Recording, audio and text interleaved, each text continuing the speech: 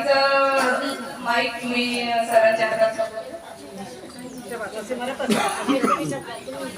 सोपवते. सर्वांना जय भीम.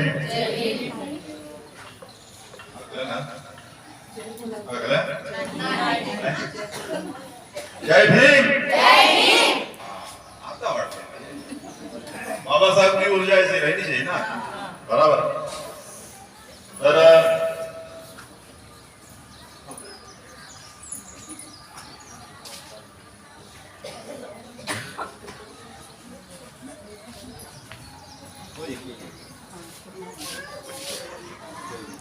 गेले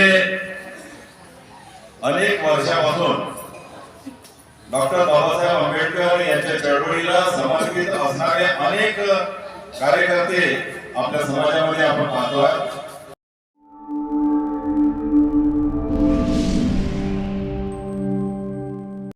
आई यशोधरा हे सांगण्याचं काम या बहादूर माझ्या मित्रानं केलं.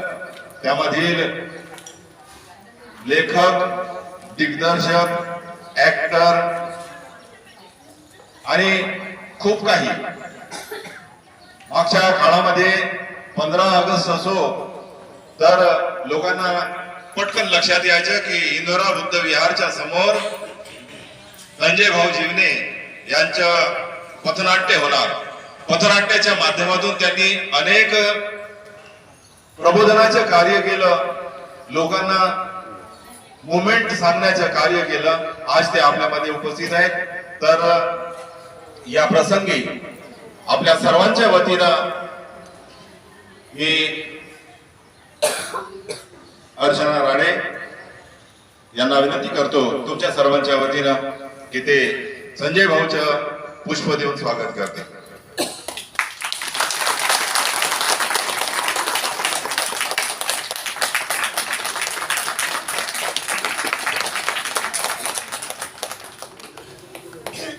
आता मी जास्त वेळ मी काही बोलणार नाही.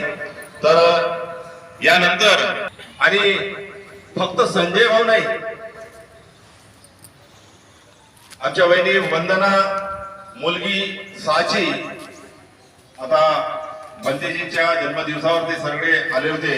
पुन्हा आज तातडीनं मी त्यांना बोलावून घेतलं इथे तुम्हाला भेटायला, कारण की 16 तारखेपासून हा पिक्चर संजय भाऊ आपल्या समोर प्रस्तुत करतील. त्या संबंधानं पैदागीर चित्रपटाच्या संबंधानं मी पुनश्च संजय भाऊ आणि पूर्ण टीम आणि मी त्या टीमच्या हिस्सा म्हणजे सगळे लोक आपले त्या टीमच्या पण हिस्से आहोत. या टीमचे पैदागीर पिक्चरचे आपण कोण आहोत, हिस्सेदार. मग आपण सर्व लोक मार्गदर्शन ऐकून घेऊ त्या चित्रपटाच्या संबंधानं, या चित्रपटाची संकल्पना आणि त्यांनी कशा पद्धतीनं परिश्रम घेतला. कारण की चित्रपट आपल्या लोकांनी तयार करणे, त्याच्या पाठीमागे कोणी श्रीमंत नाही, कोणी धन्नासेठ नाही, टाटानं, बिर्लानं, अंबानी. तर अशा अवस्थेमध्ये याच्या चित्रपट बनवणारे संजय भाऊजींनी यांना मी विनंती करतो की त्यांनी या विषयावर बोलावं. धन्यवाद. नमो बुद्धाय जय भीम. मला फारच बरं वाटलं जेव्हा मी या परिसरात होतो. लहानपणी भटकतच होतो इकडे. ते सर्व कॉर्पोरेशनचं होतं, जे हे होतं स्वास्तिक शाळेच्या पाठीमागे माझे मार्शल आर्टचे तेव्हा क्लासेस चालायचे. म्हणजे पहिले क्लासेस आपण सुरू केले होते. पण त्यांनी सुरू करण्याच्या आधी मी अक्षर शाळेचाच मी विद्यार्थी होतो. म्हणजे जन्म आनंदनगरचा आणि सर्व चळवळीचं जळणघळण इंदोर आहे. आणि असा पथनाटकाच्या माध्यमातून आतापर्यंत आम्ही जळणघळण करत आहे. आणि तो भाग आजही सुरू आहे. बाबासाहेबांच्या व्हॉल्युम्सवर काम करत करत पूर्ण देशभर आणि देशाच्या बाहेरही जाऊन जी बाबासाहेबांचे विचार आहेत त्याच्यावर आपल्याला काम करता आलं. आणि या देशातली जेवढी तळागाळातली माणसं आहेत त्यांना घेऊन आपण काम करत असतो. हा तुम्ही काही सिनेमे पाहिले असतील, तानी पाहिला असेल, मातीमाय पाहिला असेल, चलरुंजून स्वप्ने देखे पाहिलं असेल. चलरुंजून स्वप्ने देखे हा आताची घटना नुकतीच घडली. लहान मुलाला माठातलं पाणी घेतल्यामुळे ज्या पद्धतीने हे करण्यात आलं त्या विषयाला घेऊन मी जेव्हा राजस्थान फिरत होतो तर तेव्हा त्या विषयाला घेऊन आम्ही तो सिनेमा केला. अमेरिकेतलं एक मोठं संघटन आहे, लहान मुलांच्या अधिकारांवर काम करते, चाइल्ड राईटसाठी. तर तोच विषय घेऊन केला. पण त्याच्यामध्ये आम्ही जे उत्तर दिलेलं होतं की शेवटी ते सर्व लहान मुलांना, पहिल्यांदा नागपुरातल्या आपल्या सर्व मुलांना घेऊन आपण तो सिनेमा केला होता, जो जगातल्या 24 भाषांमध्ये झाला. तर त्याच्यामध्ये तो त्या वर्णव्यवस्थेला कंटाळून तो सवर्ण समाजातला छोटा मुलगा हा तोडून टाकतो.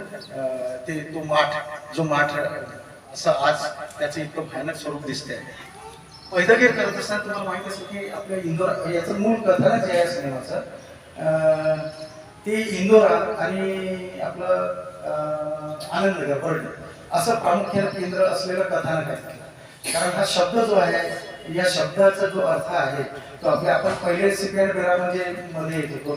तर म्हणून आपण बोलत असताना आपली मुलं आणि एक वाक्य मराठी एक वाक्य हिंदी अशी भाग आहे, कारण आपण MP चा भाग होतो तेव्हा. तर हा जो शब्द आहे हा तसा पाहिजे तर हा उर्दू शब्द आहे पैदगीर, आणि त्याचा आपल्या विदर्भामध्ये जो अर्थ होतो तो नाही जो उर्दूचा अर्थ. तर इकडे जे खिसे काकू लोक होते, ती पॉकेटर ज्याला म्हणतो आपण, जेपकर ज्याला म्हणतो आपण, त्यांना पैदगीर म्हटलं जातं. आणि बाबासाहेबांनी याचा जो अर्थ दिलेला आहे तो अर्थ असा आहे की लाथ मारेल तिथून पाणी काढणार. आणि उर्दू भाषेतला त्याचा अर्थ आहे की शून्यातून विश्व निर्माण करणार, सृजन करणार, निर्मिती करणार. आम्ही हे दोन्ही अर्थ घेतले. म्हणजे ही जी साचीला आज फार बरं वाटलं असतं ती आली असती ती वंदना, कारण आम्ही 3 भागात 3 लोक जातो तरी रात्री टीचर ने कमल खिलने वाला टीचर में कमल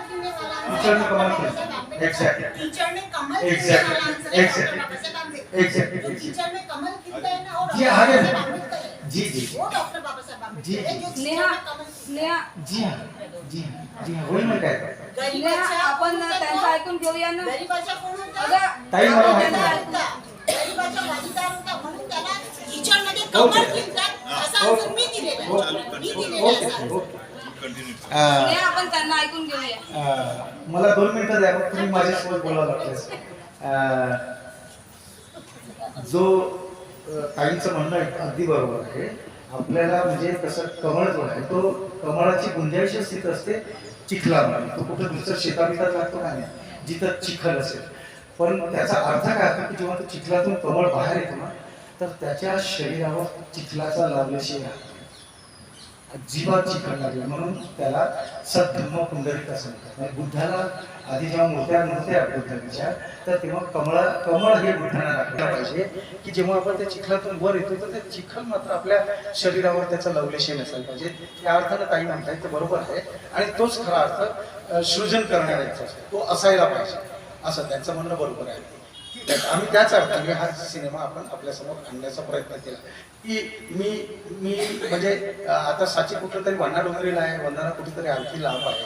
म्हणजे ते बरं वाटलं असतं तुम्हाला. म्हणजे मला तुम्हाला पाहिलं ज्या पद्धतीनं की तुम्ही सर्व स्वतःचा जे मेंदू आहे तो किती रिलॅक्स करताय.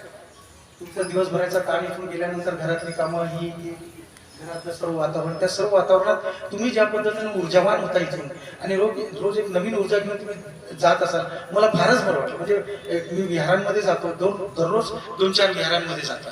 मग तिथं मला जे त्या पद्धतीने ध्यान करताना सर्व बसलेले दिसतात, त्याच्यापेक्षा मला कितीतरी आनंद झाला तुम्हाला सर्वांना नाचताना आणि व्यायाम करताना. बाबासाहेबांना खरं हे तुमच्या चेहऱ्यावर जे मला चैतन्य दिसते ना, हे चैतन्य पाहिजे ऍक्च्युली. हे चैतन्य मला विहारांमध्ये जे ध्यान भावना करत ते वाईट आहे असं मी नाही म्हणत आहे, पण जे चेहऱ्यावर येऊन जातं ना, आता तुमच्या चेहऱ्यावर जे तेज आलेलं आहे ना, ही तेज, हे चैतन्य, हा संघर्ष. कारण बाबासाहेब काय म्हटलं की तुम्हाला छोट्या छोट्या गोष्टींसाठी संघर्ष करावा लागेल. आपल्या आज जी अवस्था झाली, आपल्या मुलांना रोजगार नाही आहे, मुलींची वय वाढत चाललेली, ही समाजातले प्रश्न आहेत. कारण त्यांचे लग्न होत नाही म्हणून मुलींचे वय वाढत चाललेले आहे. तर हे सर्व प्रश्न समाजातले, त्याच्यावर आपण काम करणार आहोत. तर फार बरं वाटलं की कारण तुमच्यामध्ये ते सूत्र आहे की आता तुम्ही संघर्ष करू शकाल. म्हणजे बाबासाहेब निश्चित आहेत, त्यांनी म्हटलं ना तसं घरोघरी सावित्रीबाई फुले किंवा बाबासाहेब आंबेडकर पैदा होते, तर ते ही लक्षण आहे. तुमच्यामध्ये ती ऊर्जा आहे, हे चैतन्य राहील समाजामध्ये, तर या समाजाला कोणी पराजित करू शकत नाही. तर मी आपल्या कथानकावर येऊन जातो. तर ही जी आई आहे साची जीवनी, आणि तिनं शेवंताची भूमिका केली आहे. म्हणजे मला सतत जे माझ्या बालपणी जे वाटत होतं तर आम्ही खूप स्क्रीन टेस्ट, मला प्लीज कोणाची थोडंसं पाणी असेल ना तर मला एक बोट पाणी लागेल. तास काम सुरू आहे, अर्धा तास आम्ही गेल्या 1.5 महिन्यापासून अर्धा तास करतो. साधारणतः काय झालं की मुंबईला पावसात भिजणे, मग ते AC मध्येच काम करावं लागतं तिथं स्टुडिओ, तर ते सर्व शरीरावरच कपडे वाढले तर खूप 102-3 ताप आणि मग त्या अवस्थेतून दादा अरे मला पाणी लागतं. तर त्याच्यामुळे जी डॉक्टरनी औषध मिळून थांबवू शकत नाही, कारण दुसऱ्या दिवशी नागपुरात आल्याबरोबर 500 आदिवासी मुलांनी ज्यांच्यामध्ये आम्ही जंगलांमध्ये जाऊन ट्रायबलची मुलं, भटके विमुक्तांची मुलं तिथे जाऊन बाबासाहेब भूमय संघर्ष सांगत असतो, त्यांच्या एज्युकेशनचा काही कार्यभाग करत असतो. तर त्या पोरांनी सर्व आयोजित केलं होतं मुलामुलींचं, आमचं तिकडे जाणं गरजेचं होतं. डॉक्टरांना मला असं काहीतरी औषध द्या की मला आज बेडवर राहता आलं पाहिजे, मग तिकडे जाता आलं पाहिजे. तर ते खूप प्रभावी औषध असतं. तर बोलता बोलता पूर्ण तोंड कोरडं होऊन जाते, म्हणून मी ते पाणी मागे. तर या आईला तिचा नवरा जो आहे ना, तिचा नवरा आहे पैदा, म्हणजे जो दुसरा एक अर्थ आहे जेपकटवाला. तर तिला वाटतं की कसंही करून माझा मुलगा जो आहे, तिचा मुलगा 4थ्या वर्गात आहे, आणि तिला वाटतं की माझ्या मुलावर याच्या वडिलांची चावली पडते, म्हणजे त्यांना वाईट मार्गाला जाते, झोपडपट्टीत राहते, ती धुनी भांडीचं कामं करते. तर तिला वाटतं की माझ्या मुलाला त्यासाठीचा तिचा सारा संघर्ष सुरू आहे, तो म्हणजे पैदा आहे. म्हणजे खऱ्या अर्थाने ती पैदा केली, ती सृजन करते आहे, ती चिखलातून कमळ घडवण्याच्या तयारीत आहे. तर ती त्या दृष्टीनं जी ताईने सांगितल्याप्रमाणे त्या अर्थानं तिचा तो संघर्ष सुरू आहे. आणि मग आम्ही हा चित्रपट जसं बाकीचे सिनेमे ज्याची नावं घेतली, तर ते करत असताना सर्व दुसऱ्यांसाठी आपण ऊर्जा खर्च करत होतो. आणि जेव्हा पैदागीर बनवायचं असं ठरवलं तर वंदना म्हणजे माझ्या सहधर्मचारी आहेत, त्या बोलल्या की नाही नाही हा सिनेमा आता तो कोणाला देऊ नको, आपलं फार मोठं याच्या पाठीमागं स्वप्न आहे. याच्या आधी 2 वर्षाआधी कोविड लागायच्या आधी आपण ॲट्रॉसिटीजवर सिनेमा बनवला, तो सिनेमा अजूनही सेन्सॉर बोर्डात अडकवून ठेवलेला आहे. तर मग आम्हाला धडकीच भरली, कारण ते आमचा ड्रीम प्रोजेक्ट होता. तर म्हटलं नाही, हलका फुलक्या विषयावर करून मग पैदागीर आपण निवडलं की शिक्षण आहे, कुठलाही समाजातला माणूस तो सिनेमा पाहू शकतो. आज मराठी शाळांची काय अवस्था झाली, आपल्या मुलांचं काय अवस्था झाली, शिक्षण आपण कुठं आणलेलं आहे, नवीन शिक्षण धोरण काय म्हणते, हे सर्व खूप सारे प्रश्न आहेत. म्हणजे उद्या जर आपलं एकमात्र शस्त्र बाबासाहेबांनी दिलं आपल्या हातात शिक्षण, शिक्षणाशिवाय आपलं काय करणं उपाय नाही, आपल्या जीवनातलं परिवर्तन होणार नाही. तर म्हणून म्हटलं आपण या साध्या विषयाला घेऊया, मग त्यानं इथून झोपडपट्टीतल्या कथानकातून आणि अशा कथानकाला घेऊया. कारण आता जो रेशो गुन्हेगारींचा वाढत चाललेला आहे, सर्व पोलीस स्टेशनमध्ये आम्ही ज्या पद्धतीने सामाजिक केसेस घेऊन जातो, तर पाहतो तर तिथे लिस्ट पाहतो तर 1 क्रमांकावर आपल्याच लोकांची लिस्ट दिसते. ही दुःखाची बाब आहे, हे सर्व तुटायला पाहिजे. म्हणून आपण म्हटलं चला गुन्हेगारी प्रवृत्तीच्या अंताची आशावादी शोकांतिका म्हणून हा विषय आपण निवडला आणि तो विषय घेऊन आपण सिनेमा बनवायला तयार केला. मग ती समोर आली नाही, म्हणे हा देऊ नको कोणाला, हा आपण करूया. खूप पैसा लागतो तुला माहिती आहे. ती आल्याबरोबर मग आमचे दुसरे चळवळीतले सहकारी आहेत सुरेंद्र भावरे, ते आले सहनिर्माते म्हणून. आणि मग हळूहळू पाहता समाजातले जे आले बाया माणसं आहेत, जे रिटायर झाले, त्याच्या श्रमाचा पैसा आहे, त्याच्या रिटायरमेंटचा पैसा आहे, त्या लोकांनी पुढे येऊन नाही दादा म्हणे हे आपण करायलाच पाहिजे ना, आम्ही आहोत माझ्या पाठीशी, असे 22-23 लोक समोर आले ना हा सिनेमा बनवला. आता सिनेमा बनवल्यानंतर तो सिनेमा थिएटरमध्ये लागायला पाहिजे. ज्या दिवशी आमचं सेन्सॉर झालं सिनेमाचं, त्याच दिवशी कोविड लागल्यामुळे आम्ही सर्व, आणि मग त्यात मला कोविड झाला आणि शंकर खोबरागडेचे आभार मानतो की त्यांनी मला जगवलं अक्षरशः. म्हणजे सर्वांनी डिक्लेअर्स केलं होतं की त्याच काळामध्ये भाऊ लोकांनी आणि समाजातले खूप दिग्गज लोक गेलेत. आणि मग डॉक्टर साहेबांनी तुम्हाला सांगितलं कसं काय सारा षडयंत्र सुरू आहे, आप ठीक हो जाओ मैं आपको बताऊंगा म्हणे. आणि मी शंकर खोबरागडेने ते मला वाचवूनच घेतलं, कारण हे सर्व तुमच्यासोबत येऊन संवाद करायचा होता, हा सिनेमा लोकांपर्यंत पोहोचवायचा होता. ती ऊर्जा असेल चळवळीतली आले, आघात जेव्हा सहन केले तर कोविड सारखा काहीच भाग नव्हता आपल्यासाठी. ओके, मग 2 वर्षात आता काय करायचं आहे सिनेमाचं, तर आम्ही ठरवलं की चला आपण काय बनवलं आहे, आपण काय बनवलेलं याची परीक्षा घेऊया. म्हणून आम्ही फेस्टिवल्सला टाकायचा निर्णय घेतला. आणि आम्ही पहिल्याच फेस्टिवलला, जे आता बॉलिवूड जे आहे, मुंबईचं चित्रपट नगरी आहे, ती संपल्यात आहे. कारण कसं झालेलं आहे बघा, आता एक उदाहरण देतो. आता नुकताच एक सिनेमा शमशेरा सिनेमा लागलेला होता. आता तो सिनेमा जो आहे त्या आपल्या लोकांनी खूप पाहिला. तो सिनेमा आहे आदिवासींच्या प्रश्नावर, अस्पृश्यांच्या प्रश्नावर आणि शूद्र म्हणजे ओबीसीच्या प्रश्नावर तो सिनेमा आहे. वर्ण व्यवस्था काय आहे, संजय दत्तचे मोठे सुंदर झाले, तू पावसे जन्म आहे और तू ये नाही कर सकता, तसा जमाना भरायचा. त्याचा लेखक जो आहे तो आपला मिश्रा, म्हणजे उच्चवर्गीय उच्चवर्णीय माणूस. त्याचा डायरेक्टर जो आहे तो श्रीवास्तव. त्याच्यात काम करण्यासाठी तिथे जाऊन त्यांचा गळा भरणार. हा जो सर्व प्रकार सुरू आहे आणि ते तुमच्या प्रश्नांवर, तुमच्या वेदनेवर, तुमच्या दुःखावर, तुमच्या संघर्षावर ते कसं काय भाष्य करू शकतात? त्याचा तो भागच नाही. ते धंदा करू शकतात आणि ती सर्व मंडळी अशा पद्धतीने धंदा, अशा अनेक चित्रपटांचे तुम्हाला उदाहरणं देता येतील मला. आणि त्याच्यामुळे ह्या अनुकरणीय करण्याच्या पद्धतीमुळे आज बॉलिवूड हे संपण्याच्या मार्गावर आहे. आणि मी जेव्हा तुम्ही पाहत असेल इथे सम्मादिट्टी फिल्म्स लिहिलेलं आहे, तर मी जेव्हा आम्ही फेस्टिवलला टाकायला लागलो तर काही लोक आम्हाला विचारायला लागले, जे काही अनेक आंतरराष्ट्रीय राष्ट्रीय असे पुरस्कार मिळाले असे सिनेमाला, तर ये सम्मादिट्टी क्या है? तो पाली वर्ड है और इसका मतलब तो क्या होता है? इसका मतलब तो इसका मतलब होता है राइट टू विजन, सम्यक दृष्टि. तो बोले विजन, तो बोले हम जितने भी कलाकार हैं, जितने भी फिल्म इंडस्ट्री के लोग, सबके पास में विजन है, दुनिया के पास में विजन है, बिल्कुल विजन है, लेकिन वो विजन राइट टू नहीं, वो सम्यक नहीं है. तो इसलिए नहीं है कि जब तक वो सम्यक दृष्टि नहीं आएगी तो हमारे दुख को खत्म होने वाले, वहां से सारे मार्ग सुकर हो जाते. म्हणजे यावेळेस काही मार्गातले सर्व मार्ग तेव्हा सुरळीत होतील जेव्हा आपण सम्यक दृष्टीच्या मार्गावर, पहिल्या मार्गावर जाऊ. तर मग त्यांना हळूहळू पटायला आणि आप काम करत ते निश्चिती खुश होणार होते. तर आम्ही हे शीर्षकच तेवढ्यासाठी ठेवलं, कारण जगामध्ये हा प्रॉब्लेम आहे की ती दृष्टी अजूनही ती विजन जे आहे ते राहिलं नाही. मग आपण आता काय करायचं? मग आम्ही फेस्टिवलला टाकले. आंध्र इंटरनॅशनल फिल्म फेस्टिवल, सध्या आंध्राची फिल्म इंडस्ट्री आहे ही सध्या टॉपवर आहे. म्हणजे सर्व आंध्रचे सिनेमे, साऊथचे सिनेमे आपल्याकडे आता डब होत आहेत, त्यांचं अनुकरण करतोय. तर मग आपण म्हटलं चला तिथला मोठा फेस्टिवल आपण तिथे टाकूया, आंध्र इंटरनॅशनल फिल्म फेस्टिवलमध्ये. आणि टाकल्याबरोबर काही दिवसांनीच आम्हाला, कारण कोविडचा पिरियड सुरू होता, तर काही दिवसात आम्हाला एक ईमेल आला की या वर्षीचं आंध्र इंटरनॅशनल फिल्म फेस्टिवलमध्ये ज्या पैदागीरच्या साची जीवने आहेत लिडिंग कॅरेक्टर, त्यांना या वर्षीचं बेस्ट फिमेल इंडियन आर्टिस्टचा अवॉर्ड मिळते. आनंद वाटला. साऊथच्या इंडस्ट्रीमध्ये आपण मोठं काम केलं असं वाटलं.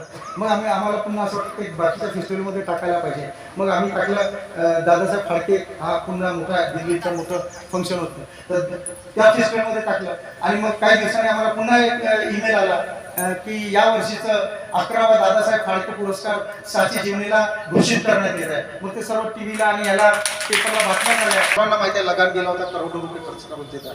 त्याच्या खालोखाल कान्स फिल्म फेस्टिवल होतं. कान्स माहिती आहे, Cannes film festival, Cannes film festival होतं. तर मग म्हटलं आपण तिथे एंट्री टाकूया. कसं टाकायचं? कारण अडचण आहे की पैसा खूप लागतोय सर्व करण्यासाठी. तर मग माझा मित्र आहे तिथं, जॉयल निकोलस नावाचा, फ्रान्समध्ये प्रोफेसर आहे तिथल्या युनिव्हर्सिटीला. तर मग मी त्यांच्याशी संपर्क साधला. जॉयल निकोलसची मी आभार याच्यासाठी म्हणतो की तो जरी ते प्रोफेसर जरी असले तरी ते सुंदर फिल्म मेकर आहे. म्हणजे त्यांनी पॅन्थरच्या, दलित पॅन्थरच्या चळवळीमध्ये जे स्वीपर समाजातली लोक होती, उत्तरातले सामाजिक कार्यकर्ते माहिती आहेत, असा व्यक्तित्व आहे. म्हणजे असं फक्त तिथला माणूस आहे म्हणून नाही, तर ती प्रोफेसर्स कशी असतात. आणि त्यांनी स्वीपर समाजातली पॅन्थरच्या चळवळीत काम करणाऱ्या लोकांवर संघर्ष नावाचा सिनेमा बनवला, जो मी नागलोक पासून तर आपले जेवढे पाचपावली पासून जेवढे स्वीपर मूल्य आहेत या शहरातले, त्या सर्व ठिकाणी जाऊन तो सिनेमा दाखवलाय. तो जगभर खूप गाजला, संघर्ष नावाचा सिनेमा. आणि मग त्या मित्राला मी सांगितलं की असं असं अडचण आहे. आणि मग त्यांनी म्हटलं कसं तरी माझ्यापर्यंत तो सिनेमा पाठवा. मग आम्ही पुन्हा 7-8 हजार रुपये काहीतरी जमवलेत आणि सिनेमा त्यांच्यापर्यंत पाठवला. पुढचे सारा खर्च, पूर्ण सारी गोष्ट जॉयल निकोलसने केली. त्यांचे आभार मानतो मी. आणि तो सिनेमा त्यांनी कान्सच्या फिल्म फेस्टिवलमध्ये पाठवला. आम्ही निश्चित काय एवढ्या मोठ्या फेस्टिवलमध्ये आपण कुठं काय तग धरणार आहोत. पण काही दिवसांनी तिथूनही आपल्याला एक पुन्हा ईमेल आलं आणि म्हणाला इथे या वर्षीच्या कान्स फिल्म फेस्टिवलमध्ये 10,778 सिनेमे होते. 10,778 सिनेमे. आणि त्याच्यामध्ये 524 सिनेमे स्क्रीनिंगसाठी सिलेक्ट झाले. आणि त्यांच्या ईमेलमध्ये लिहिलं होतं की त्या 524 मध्ये पैदागीर सिनेमा स्क्रीनिंगसाठी सिलेक्ट झाले. तर हा मात्र खूप मोठा विजय होता, खूपच मोठा विजय होता. मग मला असं वाटलं की हा आपण आता काही, पण त्यांच्या त्या टेलिग्राममध्ये खालचं वाक्य मोठं सुंदर लिहिलं होतं की या वर्षीचं जे कान्स फिल्म फेस्टिवलची सुरुवात आहे ती आपण पैदागीर सिनेमाने करतोय. तर हे अजून त्याच्यामध्ये साखर टाकल्यासारखं गोळवा निर्माण झाला. आणि त्यांनी पण म्हणाले आम्हाला की तुम्ही लोक 2 लोक येऊ शकता. त्यांची हॉटेलमध्ये राहण्याची, जेवणाची आम्ही सर्व व्यवस्था केलेली आहे. मग आम्ही विचार केला आणि तुम्हाला पिचिंग करावं लागेल सिनेमा. तर पिचिंग करायला म्हणजे जसं ते आमिर खान आणि त्यांच्यासोबत जे डायरेक्टर गेले तर आशुतोष गोवारीकर वगैरे, तर ते करोडो रुपयांचा खर्च असतो. तर मग आता पिचिंगला कसं जायचं तिकीटच्यासाठी आम्ही काही लागले देशभरातले कार्यकर्ते मागे की वो तो खर्च करले. आम्ही तो पाहिला पिचिंगचा खर्च हा पूर्ण खूप लाखांमध्ये येत होता. तर मग मी म्हटलं की नाही ते आपल्याला शक्य होणार नाही आणि आम्ही जाऊ शकलो. मग कसं झालं ती अवस्था की सिनेमाची की जसं लहानपणी ज्याला आई वडील नसतात, म्हणजे मला लोक म्हणायचे लहानपणी की हा मुराटुरा पोरगा आहे. तर त्यांना ज्या म्हणजे आपल्या समाजाचे बाबासाहेब गेले आणि आपल्या समाजाची तशीच अवस्था झाली की जसं आपल्या सातचे तर माय आणि बाप दोघेही बाबासाहेबच होते. तर बाबासाहेब गेल्यानंतर आपल्या समाजाची जी अवस्था झाली ती मुराटुरा लोकांसारखी. तसा आमच्या सिनेमाला आम्ही जन्म दिला, पण फ्रान्समध्ये त्याचा कोणीच मायबाप नव्हता तिथं. तर ते मुराटुरा लेकरासारखं सिनेमा तिथं फिरत राहिला आणि काय होणार होतं ते आम्हाला माहिती होतं. पण आम्ही आपला सर्व विजन तिथं समजतो की तो एवढ्या सिनेमांमध्ये तिथं स्क्रीनिंग झालं आणि उद्घाटन झालं या वर्षीचं. चांगली गोष्ट झाली. मग आम्ही तो सिनेमा फिल्म डिव्हिजन माहिती तुम्ही उभे होते, आता मी थोडं उभं. तर तो फिल्म डिव्हिजनचा जेव्हा सिनेमा लागायचा त्याच्यानंतर आम्ही पाहायचो की आता याच्यानंतर सिनेमा सुरू, कारण त्याच्यात तेव्हा लहानपणी इंटरेस्ट होता. नंतर हळूहळू जेव्हा समज आली तेव्हा कळायला लागला. तर फिल्म डिव्हिजनचा या वर्षीचा आणि भारत इंटरनॅशनल फिल्म फेस्टिवलचा या वर्षीच्या आपल्या सिनेमाला बेस्ट एज्युकेशनल फिल्मचा अवॉर्ड मिळाला. इथं पैदागी शिक्षणाचे संघर्ष गाथा लिहिली. सर 16 सप्टेंबरला आहे का? 16 सप्टेंबरला रिलीज करतोय आपण आपल्या जवळच्या टॉकीजमध्ये येणार आहे का? हा कमाल टॉकीजमध्ये येणार आहे कमाल का? टॉकीजमध्ये लागणार. 16 सप्टेंबरला? हो 16 सप्टेंबर. पहिले दिन पहिला शो. Exactly. तर मग ही जी आई आहे तिचा हा जो आता थोडं माझ्याकडे लक्ष आहे. आणि वेळ झाला मला बोलू तर मग मला थोडासा आनंद झाला की ज्या सिनेमाचा संदेश आपण शिक्षक ठेवलेला आहे त्याला शिक्षणाचा पुरस्कार मिळणं, म्हणजे त्याच्यामध्ये खूप साऱ्या लोकांची स्पर्धा होती. तर बाकीचे डिटेल्स सांगत नाही कारण खूप मोठा संघर्ष आहे या कारणाचा. मग हे तर खूप सारे अवॉर्ड मिळाले आपल्याला. म्हणजे तो जो लहान पोरगा आहे ना तो दिसतो जय भगत. तर मला तो असा कोणाचा शोध होता की त्याच्या डोळ्यामध्ये ती कारुण्य दिसेल, ती घेता तो समजेल मला जे सतत वाटत होतं.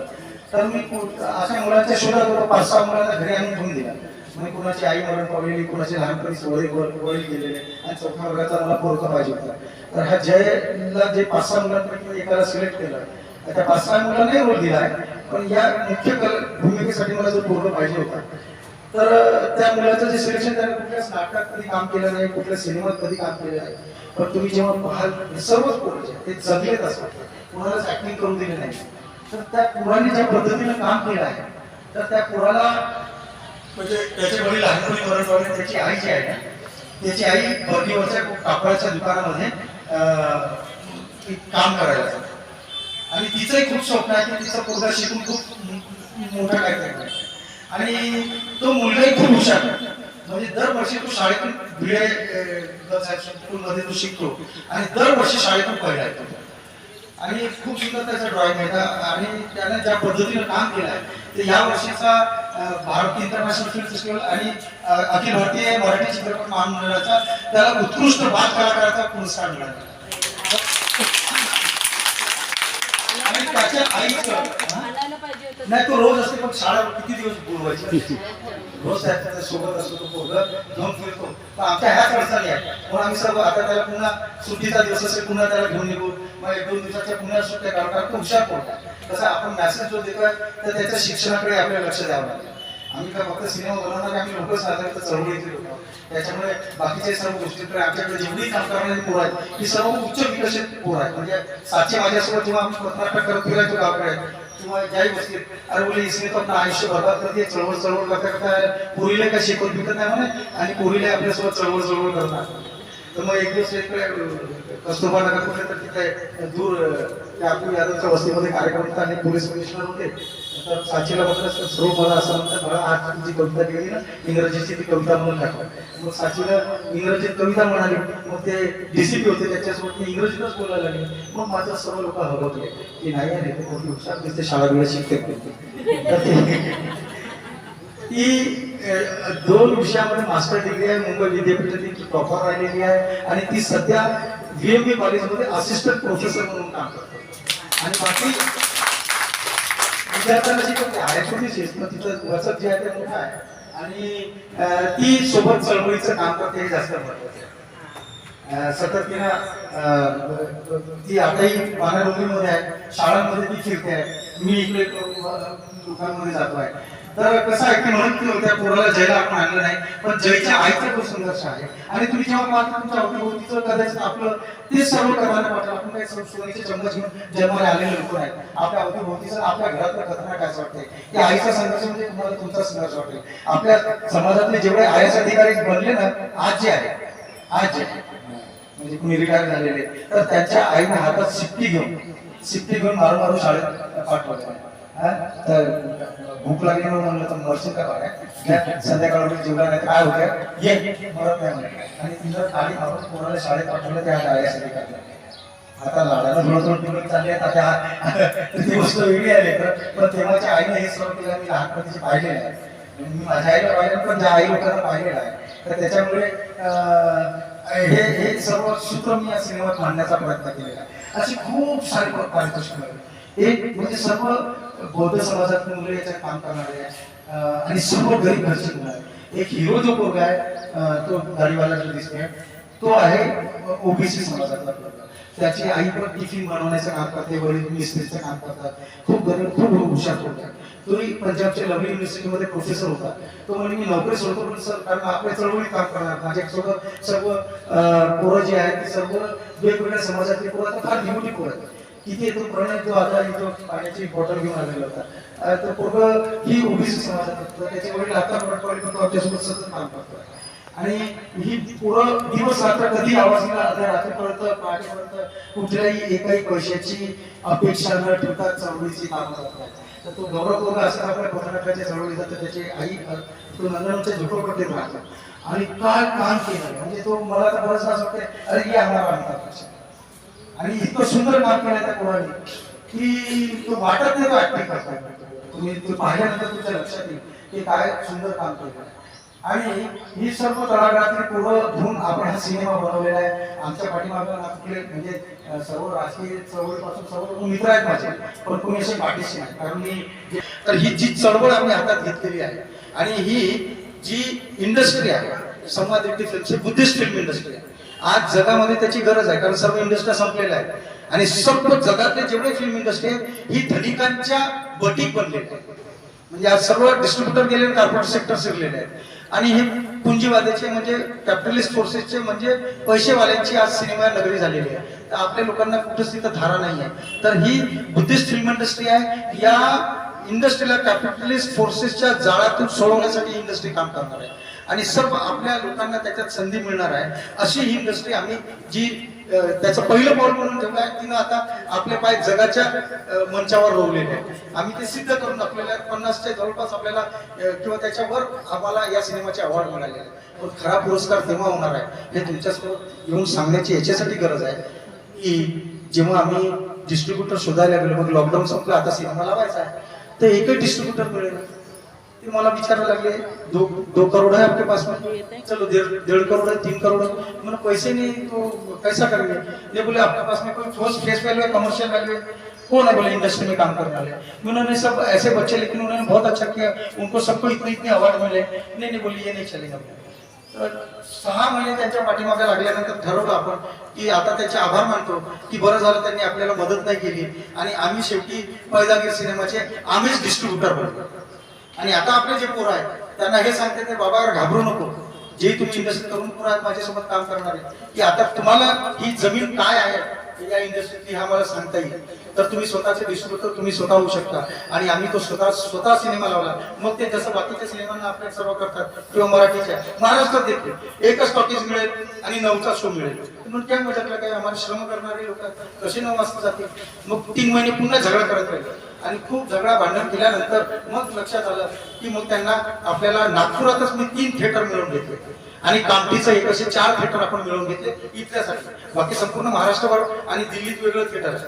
तर ही थिएटर आपण मिळवून घेतले आणि त्यातल्या त्या 2 शो मिळाले आपल्याला, 9 ते 12 सॉरी 12 ते 3 आणि 3 ते 6.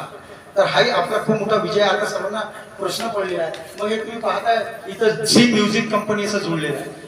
तर त्याची गाणी इतकी अप्रतिम झाली वैशाली माने. आता तुम्ही युट्यूबवर टाकाल ना पैदागीर आणि हे आणि ते गाणे ऐकत खूप अप्रतिम गाणी आहेत. त्या गाण्यालाही वैशाली माने खूप सुंदर गायलेलं आहे आणि त्या गाण्यालाही मोठा पुरस्कार मिळालेला आहे. तर तुम्ही युट्यूबवर टाकलं तर ट्रेलर काल परवा झीवाल्याने लॉन्च केलं, त्याच्या टीजर लॉन्च केलं आणि 2 गाणी आतापर्यंत रिलीज झालेले आहेत आणि आता 3रं गाणं पुन्हा रिलीज करतील आहे. तुम्ही जर युट्यूबवर पहा खूप सुंदर गाणी झालेले आहेत. तर म्हणून जी कंपनी जोडली तर लोकांना पुन्हा वाटते की झी सारखी कंपनी याच्यासोबत कशी काय जोडलेली आहे. मी सर्व राईट्स त्यांना म्युझिक राईट देऊन टाकले. म्हटलं बा मी आयुष्यभर तुम्हाला मदत केली झीवाल्यांना, अनेक कार्यक्रम आहेत लोकांना, अभी हमारा सिनेमा आहे तो आप थोडा प्रचार करो. तर ते म्हणे कमीत कमी 10 लाख रुपये लागतील तर आम्ही प्रचार करू शकतो, आमचं पॅकेज चांगलं करू शकतो. मग पुन्हा त्यांना म्हटलं बा आम्ही एवढी मदत केली, कधी पैसे नाही घेतले तुमच्याकडून. मग त्यांनी आपल्याला एक 10 लाखाचा पॅकेज दिला, एकही पैसा न घेता ते हे सर्व आपल्याला प्रमोशनचं काम करून देतात. तर हे आपल्यासाठी जमेची बाजू आहे, त्यांचेही आभार मानतो मी. आणि आता हा सिनेमा लावण्यासाठी आता थिएटरवाल्यांनी काय म्हटलं आम्हाला की आप बोल रहे बोले की आणि हमारे लोक आपले उत्तर नागपूरचा कार्यक्रम कथानक इकडचा आहे, तर कमाल टॉकीज आणि मेडिकल चौकातला सिनेपॉलिस असे 3 थिएटर आपल्याला इथे मिळालेले आहेत. तर कमाल टॉकीजचे काही जास्त रेट नाही आहेत आणि मी म्हटलं आपला जास्तीत जास्त समाज इकडेच आहे, कथानक इकडचंच आहे. तर मी ते बोलले हम देखेंगे बोले जे की ज्या डिस्ट्रीब्यूटर लोकांना आपण नाकारलं तो 3 दिन आपके लोगों का इंतजार करेंगे, 3 दिन में आपके लोग नहीं आए तो 3 दिन के बाद में हम उनका सिनेमा टॉकीज से निकाल देंगे, उतार देंगे. तर हा जो त्यांनी अशा पद्धतीने गोड धमकी दिलेली आहे. तर 3 दिवसात हा जर सिनेमा टॉकीज मधून निघून जात आहे तर हा फक्त संवादिती किंवा माझा पराजय नाही. तो हा जसा हा जेवढे अवॉर्ड मिळाले आणि कलेक्टर कमिशनरांना म्हटलं की हा माझ्या समाजाचा विजय आहे, हे सारे पुरस्कार समाजाचे आहेत कारण समाजासाठीच मी काम करतो इतकी वर्ष. तर तसाच हे जर थिएटर मधून सिनेमा निघतोय तो हा आपला पराजय आहे. हे मी जी तुमच्या समोर हात जोडून नम्रतेने विनंती करतो एवढ्यासाठीच की तुम्ही तुमच्या फॅमिलीला घेऊन, परिवाराला घेऊन, लेकरांना घेऊन, शेजारच्यांना सांगून, तुम्ही एवढेच लोक आहात असं मी नाही मानत तिथं, तर तुमचे जेवढे काही ओळखीचे आहेत त्याने पुस्तकासमोर फोटो काढा, त्याचा व्हॉट्सअपवर टाका, फेसबुकवर टाका, प्रचार करा, सांगा आणि तुम्ही सर्व लोक आपल्या फॅमिली सहित हा सिनेमा पाहायला जा. जाणार आहात का? आम्ही जसं मगाशी म्हटलं तर जोरात सांगा. आता मला विश्वास वाटतोय, मग तुम्ही हळूही बोलले तर मला विश्वास आहे समजावा. तर त्याच्यामुळे तुम्ही सर्व ग्रुपने जा, ही संघशक्ती दिसायला पाहिजे. फिल्म इंडस्ट्री निर्माण करण्याचं स्वप्न घेऊन आपण पुढे आलेलो आहोत. जी तरुण पोरं याच्यामध्ये आपली कामं करत आहेत त्यांना वाटायला पाहिजे की त्यांच्या पाठीशी समाजाची शक्ती आहे आणि ही शक्ती आपण दाखवून दिली तर या फिल्म इंडस्ट्रीला मरण होणार नाही. आणि बाबासाहेबांनी इतके विषय दिलेले आहेत, तथागतांनी इतके विषय दिलेले आहेत की आपलं आयुष्य कमी पडणार आहे. माझ्यानंतरही जी मी 60 वर्षाचा माणूस असताना देखील ही हिंमत करू शकतो, सारे तरुण पोरांना प्रेरणा देतो की सर्व तरुण पोरांच्यासाठी तर त्यांना कळेल की हा कैसा इंडस्ट्री में काम करना पडेल. आणि पुढचा सिनेमा मी घोषणाच केली आहे. तर आता जे माझ्या जवळ होते ती 7 पावलं दूर गेली. मी त्याचं नाव त्या सिनेमाचं इथं सांगणार नाही. ज्या दिवशी तुम्ही सर्व सिनेमा पाहायला जाल आणि जे स्वप्न घेऊन आम्ही काम करतोय ते लवकरच तुमच्या समोर ते शीर्षक येणार आहे आणि आपण सर्व मिळून ही लढाई लढूया. मला असं वाटतंय ही लढाई इथपर्यंत मी आणलेली आहे.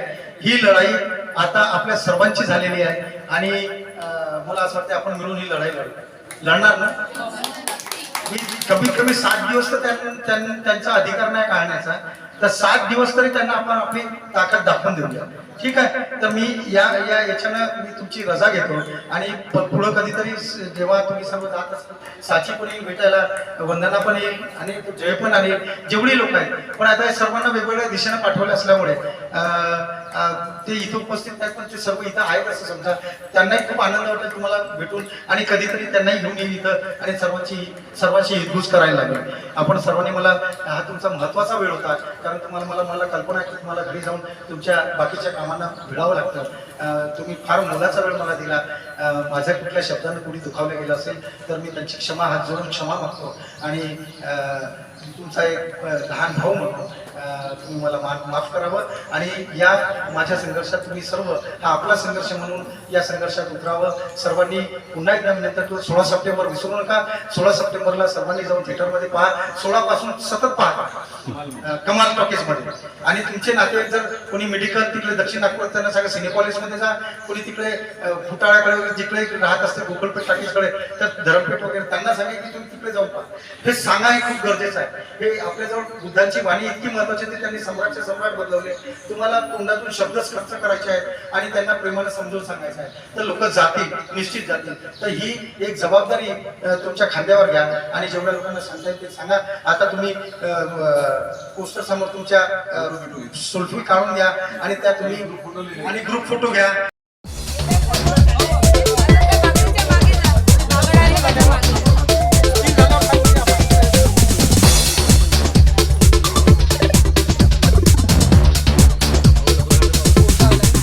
आपण ना